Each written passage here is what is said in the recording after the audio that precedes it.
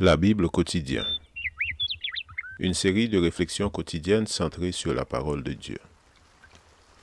Que ce livre de la loi ne s'éloigne point de ta bouche. Médite-le jour et nuit, pour agir fidèlement selon tout ce qui y est écrit. Car c'est alors que tu auras du succès dans tes entreprises. C'est alors que tu réussiras. Josué chapitre 1, verset 8.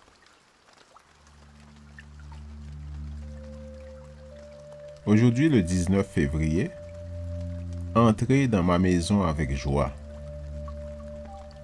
Quand on en sonnera, toute l'assemblée se réunira auprès de toi, à l'entrée de la tente d'assignation. Nombre chapitre 10, verset 3. La musique a toujours joué un rôle important dans le culte rendu à l'Éternel. La Bible y fait souvent allusion.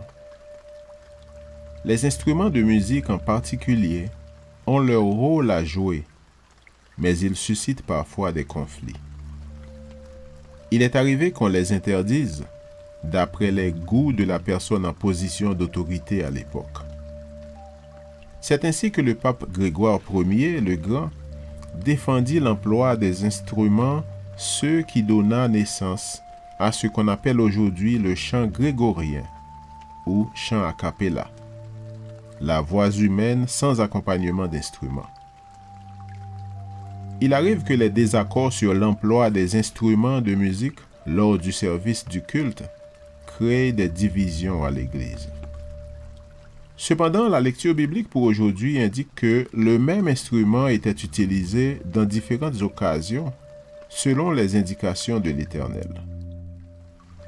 Les trompettes d'argent occupaient une place centrale dans la vie religieuse, migratoire, civique et militaire des enfants d'Israël.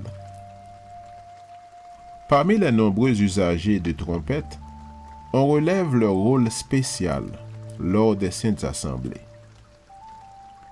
Quand on en sonnera, toute l'assemblée se réunira auprès de toi, à l'entrée de la tente d'assignation. Nombre 10, verset 3. Les trompettes devaient rendre un son doux et harmonieux.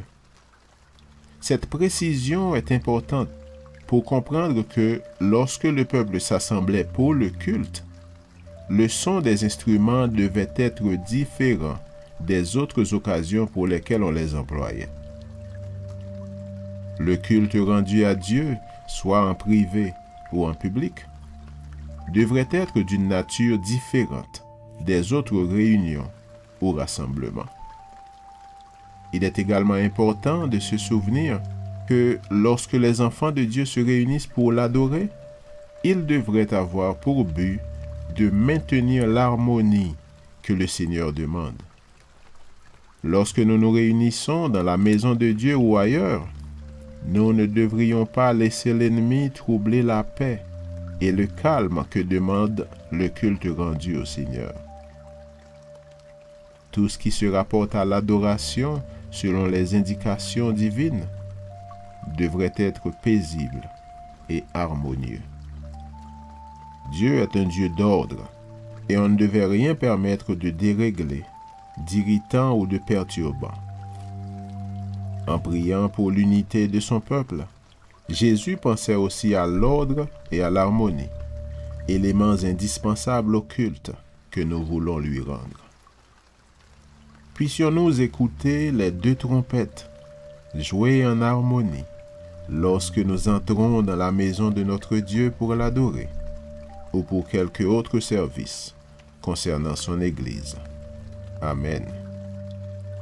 Lecture de la Bible pour aujourd'hui dans l'Ancien Testament, Nombre chapitre 9 et 10, et dans le Nouveau Testament, Matthieu chapitre 15.